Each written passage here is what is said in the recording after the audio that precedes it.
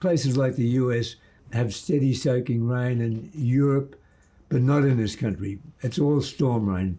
In the south, it's winter rains. In the north, it's summer rains. And then months and months without any at all. So what was necessary was some way of opening the land up so that it retained all the water.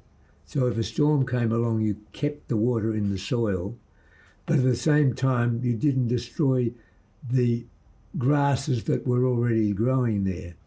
And then, so that meant that how you cultivated to develop the soils was simply to open the ground out, not turn it upside down, which is what a moldboard plough does, or a disc plough, and what we've been doing for probably 400 or 500 years since they invented the moldboard, which turns soil over. But unfortunately, that turns the life in the soil upside down. So the decomposition doesn't work properly. So what you've got to do is open it up to let the air and the water in, but at the same time, not disturb it so much that it kills the grasses. So the process of developing soil is actually accelerating the process that occurs normally with perfect rainfall.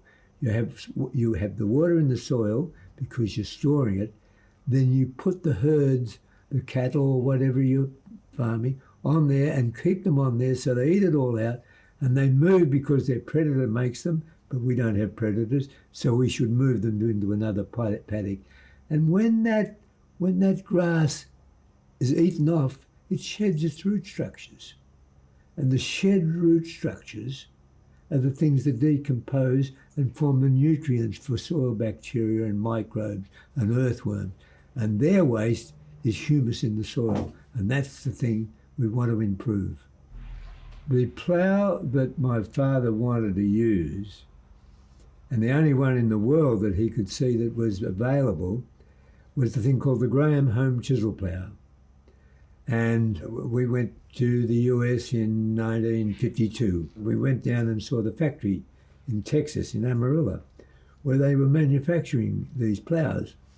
And Louis Bromfield, a pretty famous American author, and we've stayed with him in Ohio, Malabar Farm.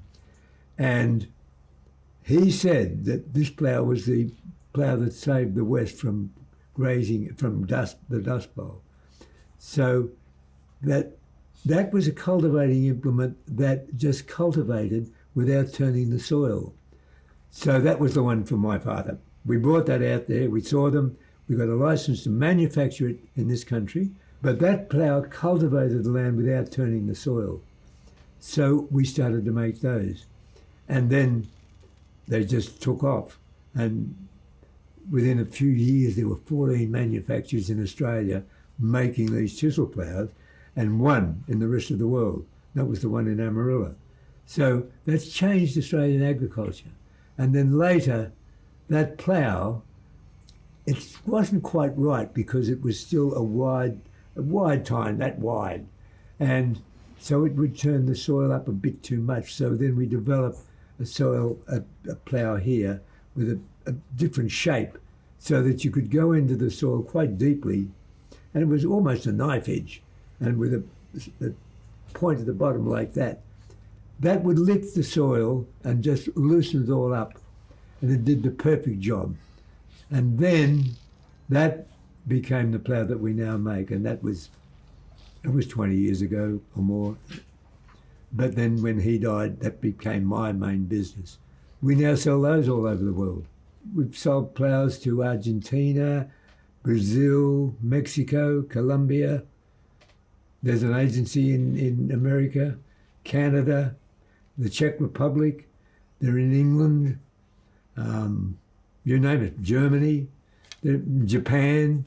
They're all over the world. But originally it was that Graham Homey was doing a good job, but this idea was better. And it worked much better, and it meant that you could develop soil very rapidly. Like a year or so, you could develop soil. So it was just great the way that thing worked.